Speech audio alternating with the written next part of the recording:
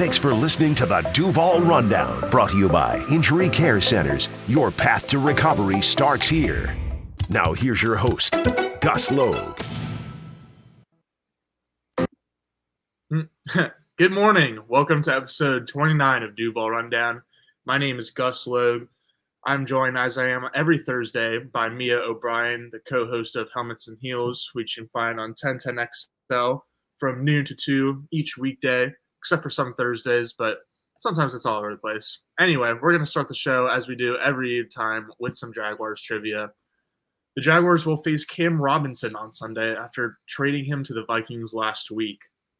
With Robinson no longer in Jacksonville, who is the longest tenured player on the Jaguars? Is it A, Josh Hines-Allen, B, Andrew Wingard, C, Logan Cook, or D, Freddie Mercury? I bet this one's pretty easy for you, Mia, but what do you think? Well, I didn't know Freddie Mercury was on the Jaguars 53-man roster, which speaks to just how few players have been here pre-Trent Baalke's rise. I was going to say arrival, but he technically arrived in 2020, but his rise to GM in 2021. It's literally less than 10 players that are still on this roster that were here under then GM Dave Caldwell. The answer, of course, is C, Logan Cook, who was a member of the 2018 draft class here with the Jacksonville Jaguars. No one officially who was on the 2017 roster remains in Duval County, which is a crazy stat to hear, Gus. It speaks to culture building. It speaks to the state of the franchise. We're not here to discuss that today, although I'm sure in group chat therapy, people are going to want to hit that. Yeah, today we're here to talk about Jacksonville's Week 10 matchup on this Sunday afternoon at Everbank Stadium against the Minnesota Vikings, who just walloped the Colts on Sunday Night Football last week, and they've been walloping a bunch of opponents so far this season with Brian Flores' defense just creating so much chaos, especially up at the line of scrimmage. I believe this is the second season for Flores up in Minnesota, and he was previously the head coach in Miami, and before that was kind of a Belichick disciple up in New England. And so just what stands out to you in general before we dive into anything specific, just what stands out to you about what this Vikings defense looks like and how they've been able to have success so far this season? Yeah, typically when we get ready for this Thursday show, Gus, part of why we do this show is because we dive further inside the numbers, the pass coverage, scheme percentages that certain defense coordinators run, the blitz percentage. We're going to get into all that. But with this week, it was so fascinating in preparing for today's show because I really wanted to get a sense of what the players in that locker room up in Minnesota have felt a transition between pre-Brian Flores 2 years ago, as well as this year compared to last year, because of course they lose Danielle Hunter in free agency, essentially a trade, if you may, although it was 2 free agent signings with the former Gator Jonathan Grenard going up to Minnesota, Blake Cashman also leaving Houston, and of course Hunter going down to Houston. On paper, that suggests advantage Houston. However, we've seen both Grenard and Cashman absolute maniacs and perfect fits in Brian Flores' defense to complement the safety play with Andrew Van Ginkel, Harrison, which Harrison is it? It's Harrison Smith, or Harrison Phillips is the defensive lineman. Harrison Smith is the safety, complementing those pieces. It's just such a fascinating mishmash of guys who are considered good players in the NFL, but they are not exactly all pros, if that makes sense. And so some quotes that I took away in my research that I want to lead off today's program with. This is from Harrison Smith. Again, I'm going to get the Harrisons confused. And they don't even look, neither of them look the same, but I'm going to get the Harrisons confused. Harrison Smith, the safety for the Vikings, said this: We are X's on a play sheet. We are not static positions. Furthermore, in describing how to prepare as a member of the Minnesota Vikings defense, one player said this: It's as if a drummer gets up to play bass guitar on the next song after drumming on the first song. You need to know how to play both positions, and you need to understand music theory. You need to understand the entire operation. That is what Brian Flores is asking his players to do. You are not just a linebacker. You are not just a safety. You have to be able to blitz. You have to be able to cover. And of course, you have to do all that with tons of pre-snap and post-snap movement that, quite frankly, I couldn't help but feel like the Mike Caldwell, Doug Pederson excuse following the Bengals game of it was loud at Everbank Stadium, and that's why players were jumping off sides and not knowing their assignments is hilarious in the context of looking at a defense that, much like some of the most complicated offenses we see in the National Football League, is literally changing the play at the line of scrimmage up until the ball is snapped. And one final thought, Gus, before we look at the numbers. I thought it was very interesting that Kevin Seifert of ESPN, the Michael Duraco, if you may, of ESPN's NFL Nation up in Minnesota, he did a sit down with Flores for actually Vikings.com last year. And Flores admitted that when he came back into the National Football League, of course, after being a pariah of sorts following his dismissal and the messy ending down in Miami where he was the head coach, he sat back, he observed not only NFL defenses, but also college defenses. And I thought this was the most fascinating part of my research for today's show. Do you know what college coach Brian Flores said, I'm going to take his defense that really hasn't been seen before in the National Football League, and I am going to bring it to Minnesota? No, I don't even have a guess. You never would guess this. You never would guess this, but it's vindication for a coach who was on the hot seat this offseason and now has one of the best teams in the ACC. They started out, 6-0, 7-0. I am talking about Pat Narduzzi's Pitt Panthers. Yes. Narduzzi's defense of a six-man front with zone coverage behind him and complicated dropping in heavier coverage when you think they're about to blitz. That is exactly what Brian Flores studied during that year away from the game, and that's what he's brought to Minnesota. If you had told me that that's the inspiration for this defense that everyone in the National Football League is talking about, I never would have said one Pat Narduzzi. I'm not really a big college football follower or fan, so I honestly don't even know that name. So it's definitely, the point being, like, it kind of came from out of nowhere. But yeah, now Brian Flores is using this scheme to just orchestrate the number one defense in the NFL according to defensive DVOA, essentially defensive efficiency. The Vikings also rank first in turnovers forced per drive, and they're fourth in points allowed per drive.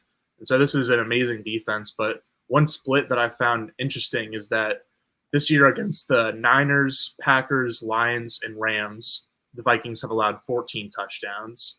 Against the Giants, Texans, Jets, and Colts, they've allowed only 4 touchdowns. And so there's been a split kind of between Minnesota's schedule with those two different groups of teams. And part of the splits of those two groups is the first group that I mentioned all ranks top 12 in offensive DVOA.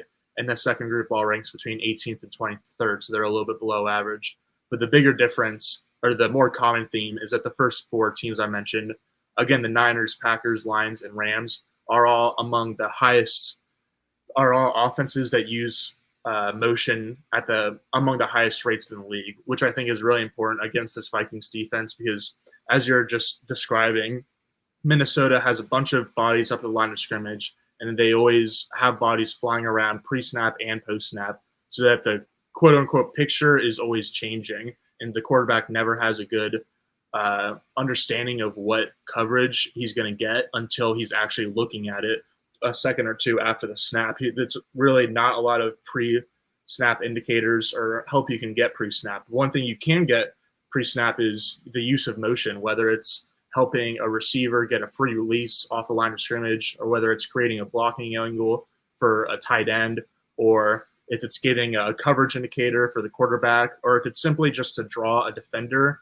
in the wrong direction. Motion is just a very, very valuable tool, but especially against a defense like this that's just so predicated on chaos. And I think that for a defense that's as aggressive as this one is, you kind of have to match aggression with aggression. And so I know that we haven't gotten a recent update from Seth Water of ESPN Analytics of where the Jaguars rank in motion rate this year. And I imagine it's pretty below average, but we've seen the Jaguars coaching staff use motion to its advantage before. Like last week on the ETN interception, I know it was an interception, was the result of the play, but the Jaguars used a little motion to get the running back out into space before he ran that angle route. Last year, they used cheat motion with Calvin Ridley after it was popularized by Mike McDaniel and Kyle Shanahan. They had a play against the Eagles back in 2022 where Jamal Agnew had motioned in and then motioned back out at the snap for a pitch and catch touchdown. And then the Chiefs used that same play twice against the Eagles in the Super Bowl. And so the point being, Pederson's staff, even if they're not using a motion a ton, to help out their players so far this season. They have used it in the past. They definitely have experience with it. And so I think this is a game where obviously it's easier than said to just be like, increase your motion rate and like use more motion on these plays. But motion does have a lot of different advantages. And so I think that it's, again, a tool that they should be using this weekend specifically. So let me ask you this, Gus. What concerns you more? Is it the disguises in zone coverage, which the Minnesota Vikings led the NFL last year with zone coverage 69% of the time? They're hovering over 70%, third best mark in the league this year. Those mysterious, are they dropping? Are they not? Who actually is covering the deep third of the field? We can get into some of the specifics of some of the plays in coverage that Brian Flores has run. Does that concern you more, that back end and the zone coverage? Or is it the number one pass blitz rate in the National Football League at 51.2%? Yeah, it's got to be the blitz rate. Like, obviously, both of them are concerns. Flores definitely does a good job of changing the coverage pictures and moving different guys around. But at the same time, like, you can kind of expect a ton of zone defenses, and you can kind of expect a ton of middle of field open coverages. So a lot of shell coverages that have 2+ defenders back deep.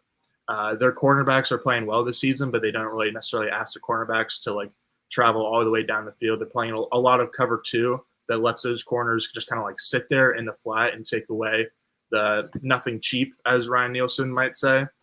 And so for me, the bigger concern is up at the line of scrimmage, partly because we've had, or honestly, just mostly because of all the injuries, where Ezra Cleveland might be coming back this week, but he missed last week, and that was a big miss for Jacksonville's offense, not having him.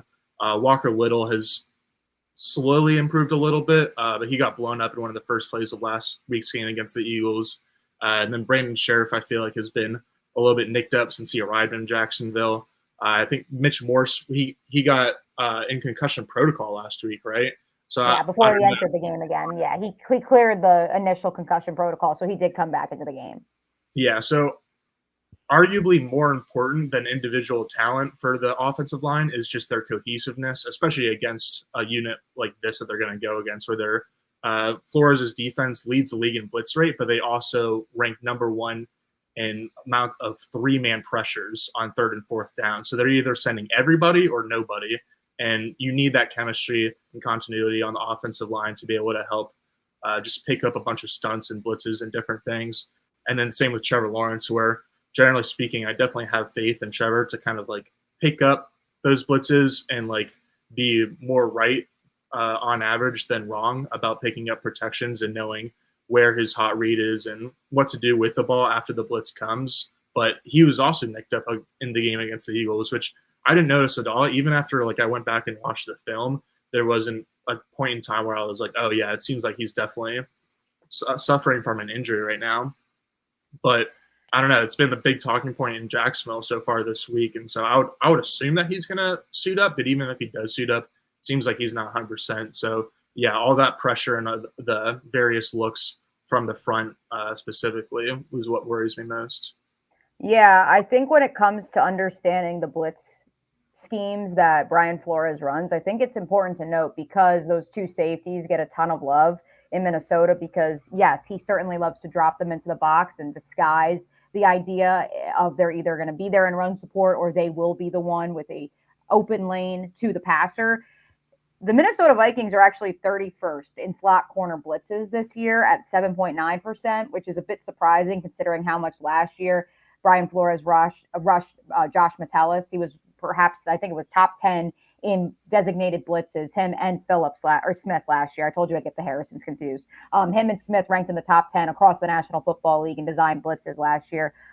For corner blitzes, they only blitz a corner 0.5% of the time. And so it really just comes from the box. And so, again, it speaks to, you bring Smith, you bring Van Ginkel, whoever it may be, into the box, and instead of dropping them back into coverage, you are bringing that extra rusher. The Minnesota Vikings have the 5th best percentage of 6-man rushes in the National Football League, and successful 6-man rushes at 21.6%. And so, look, there's going to be a lot of bodies flying in there. I'm curious, and again, I think this is a little bit more sophisticated of a defense. I would like to think this is a little bit more sophisticated of an offense, but with no Christian Kirk, I'm not so sure I can say that. I'm curious if this is going to turn into a repeat of the San Francisco 49ers game in Jacksonville last year, around the same time of the year, after the Jaguars are coming off of their bye. They were 6-2, and Nick Bosa was quoted as saying, yeah, well, we knew they were just going to basically keep it within 20 yards of the field, so we just sat 10 men in the box and dared them to run, which, oh, wait for it, the Minnesota Vikings have the second best rush defense in the National Football League, allowing just 81.9 yards per game. And so I'm very curious, especially knowing the health of Trevor Lawrence, but also knowing Travis Etienne coming off of a hamstring injury, Tank Bigsby a little bit beat up, and he was even questionable going into last week. And then you couple that with the Brian Thomas Jr. injury, the offensive line injury. I am very fascinated to see how the Vikings attack this. And if they just say, we're going to crowd the box and dare Trevor to throw the ball and dare BTJ with that chest contusion to try to find open space, especially knowing we're going to bring extra heat in Trevor Lawrence's face. Yeah, I think their kind of setup is obvious, especially with Lawrence having the injury going into this week, but then also just the various injuries in Jacksonville. I think that Brian Flores is not going to be afraid at all to just let all the dogs loose. And if they get burned a couple times in the first quarter, then maybe they'll readjust. But I think they're going to come into this game planning on being as aggressive as they ever are or ever have been. So really for me, the question is more so with Jacksonville is of how they attack Minnesota's aggressiveness. I think that one way they could is to really establish the run. Like we talked about that a little bit last week, and then it was certainly not. Tank Bigsby had 8 carries. Yeah, and so I don't know if. How about this, Gus? How about this? The right way. Why aren't they run? Why did they not run more 12 personnel last week? Because this week I think you are forced to run a heavier personnel if you're the Jags. Because I think at the very minimum you have to bring in a tight end to help chip. If nothing else, the tight end room is one of the healthiest rooms on your roster right now. You have 4 of them because you did sign Josiah DeGuara to the active roster. So bring in a tight end, bring some help because this offensive line is beat up. And in turn, Doug Pederson admitted after the game that, yes, he took it on himself that Brenton Strange only got 9 catches or 9 snaps, not even catches, 9 snaps on offense against the Philadelphia Eagles. And so I think you will see more of those 2 tight end sets. And I'm curious if you can somehow, some way get the Vikings linebackers out in space and give yourself a little bit of breathing room. Is that the answer, perhaps, to give yourself enough time to allow a Brian Thomas Jr. to win a one-on-one route downfield, to allow Brenton Strange to leak out from, being out on the edge blocking and then find a way to get out into the flat? Like, I know we're grasping at straws here, but I do think that for me was such a glaring coaching error last week. The fact that beyond that it could have been an opportunity to exploit the Eagles and a linebacking core that certainly proved its worth against the Jaguars, but has been suspect at times this year. The fact that is your healthiest position room on offense and you just completely neglected it, like, I think you will see more 2 tight end sets this week just for that reason. Yeah, no, it was absurd because I think you mentioned last week too that the Eagles like to run a lot of nickel. So it was like common sense for the Jaguars to use their 12 personnel to just attack the Eagles' nickel defense. And hypothetically, the Jaguars would be able to run with heavier bodies against the nickel defense, which is lighter bodies, until the Eagles had to match with more heavy bodies. And then from there, you go to play action. But instead, the Jaguars started the game with play action. And Luke Bond, is it Luke Bond or Zach Bond? Zach Bond. Zach Bond made an awesome play, and they just My name's Bond, Zach Bond. And then the offense never got into a flow until the second half when it was kind of too little too late. But I think that I definitely agree that not using Strange and even Luke Farrell enough was definitely a big mistake. But I think one of the biggest mistakes I've ever seen from this coaching staff is activating Austin Trammell from the practice squad instead of Elijah Cooks, because they elevated Elijah Cooks. They just chose not to play him either.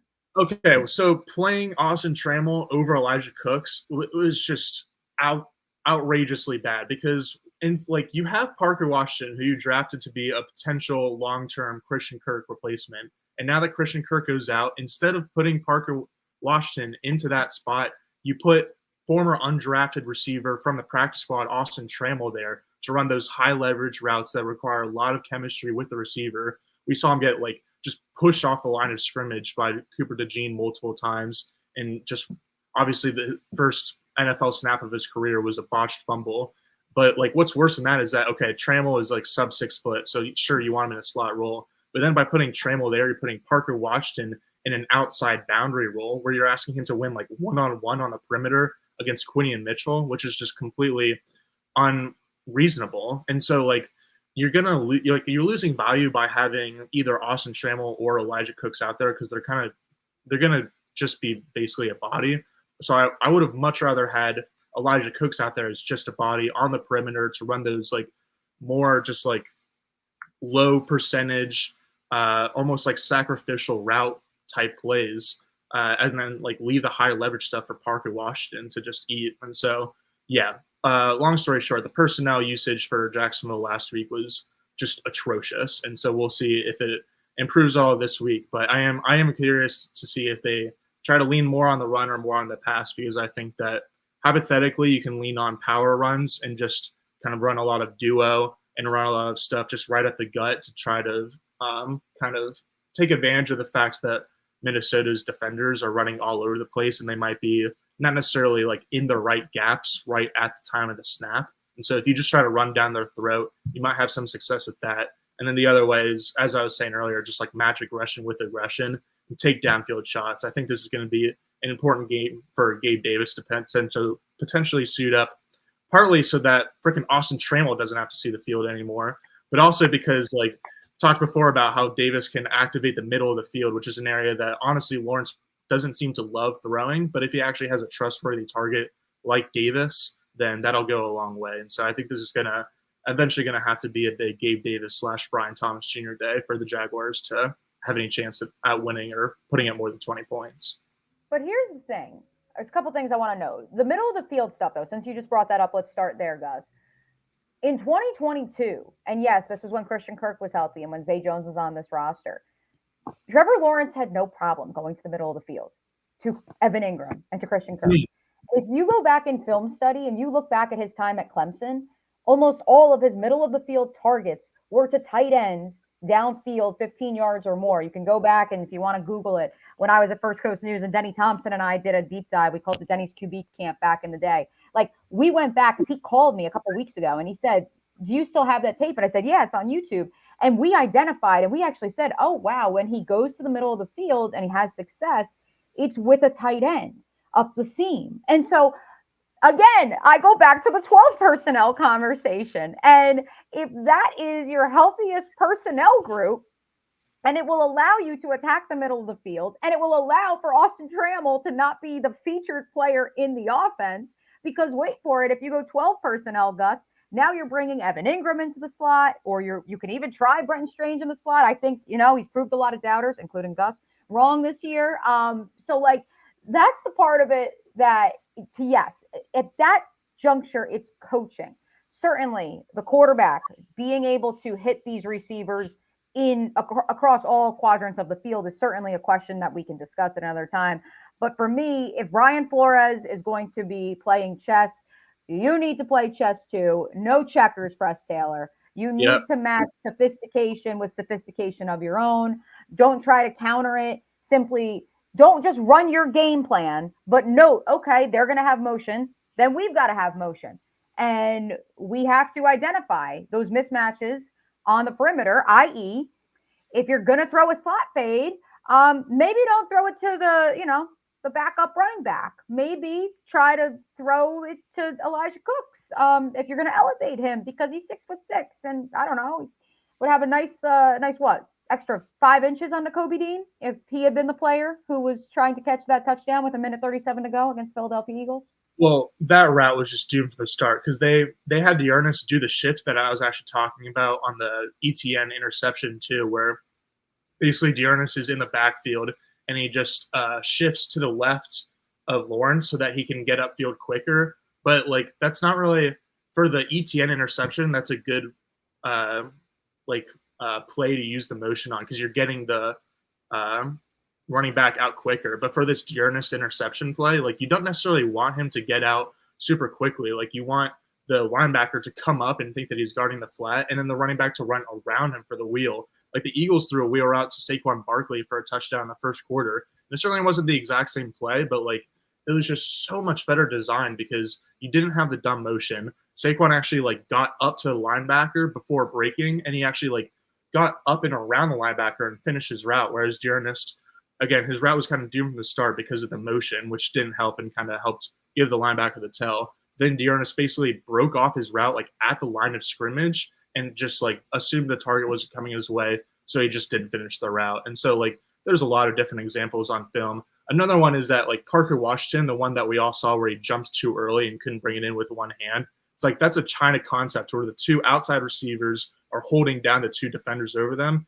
and then the slot guy is just going to run a corner route over the top. Why is that not Brian Thomas Jr.? What are we doing? Like Brian Thomas Jr. was only running goes and hitches this game, and all from the outside, like X spot. Like you don't necessarily have to give him all the Parker or all the Christian Kirk slot snaps or like all of the designer snaps, but give him some of them. Jeez. And I think this is a good way to bring this conversation full circle. What did I lead off with saying? That quote from the Minnesota Vikings player who said, the drummer needs to be able to play the bass guitar because everyone understands musical theory. They are X's on a play sheet. They are not static positions. And that has plagued the Jacksonville Jaguars on defense with the previous regime.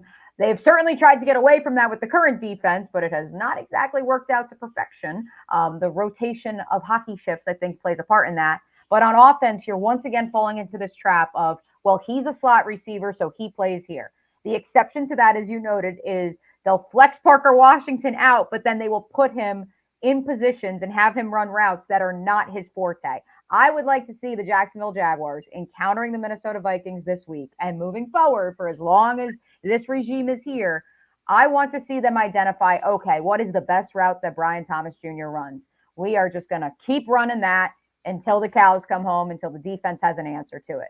What is the best way we can get Parker Washington involved for consistent success? Maybe not a 40-yard chunk play, but if he's picking up 8-9 yards, let's just keep running that play until they snuff it out. Oh, man, we can hope. But, I mean, last year after Christian Kirk went down, like I feel like they could have utilized Calvin Ridley better throughout the entire season, but especially after Christian Kirk goes down. And, like, Zay Jones is still banged up at that point. And, like, yeah, they have a good playbook with good plays in it that can theoretically win against certain coverage types. But then they're just asking their players to be perfect and not even coaching all the small details, right? Like, there's multiple other just routes alone that are not run the right way in the last game against the Eagles. And so can't say I'll have a lot of trust in this coaching staff to nail the fine details against this brutal test in the Minnesota's defense. First, let's see if I can think of a score prediction. Oh, I'm going boy. to say 28-14. 28-14. Yeah. So kind of similar vibe to last week, honestly. I do think Sam, last week the score was an anomaly just by virtue of Nick Sirianni being a god-awful game management in-game decision maker. I believe that at the same time, today's episode was focusing on the Brian Flores defense against the Jacksonville Jaguars offense. I do believe on the other side of the ball, at some point in time, Sam Darnold is going to remember that he's Sam Darnold, and this beautiful orchestrated offense that Kevin O'Connell has created is quite frankly just not going to operate on all cylinders because he will revert to being Sam Darnold. I'm not so sure that's this week against a Jacksonville defense that doesn't know who they are.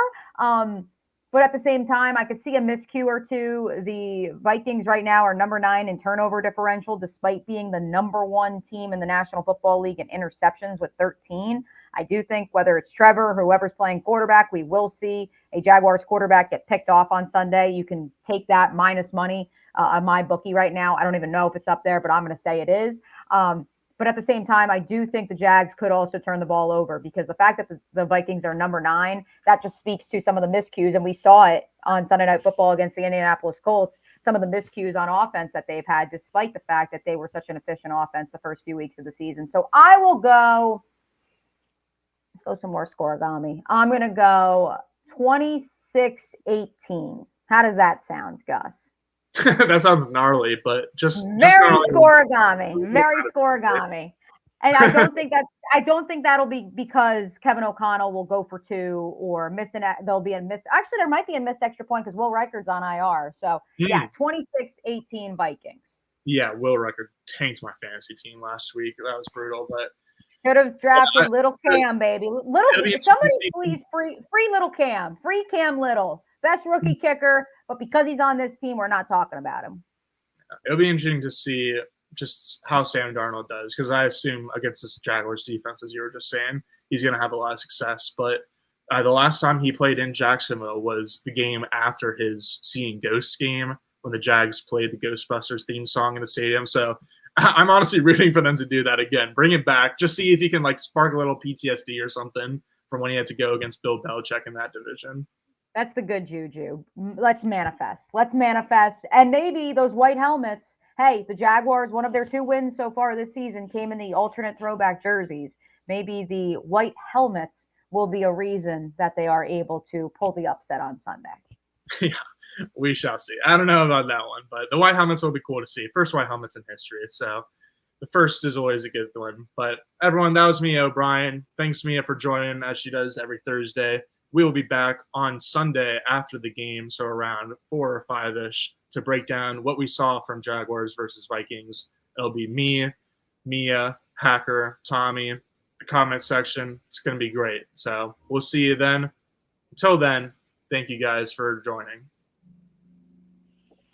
Has been brought to you by Injury Care Centers. Your path to recovery starts here.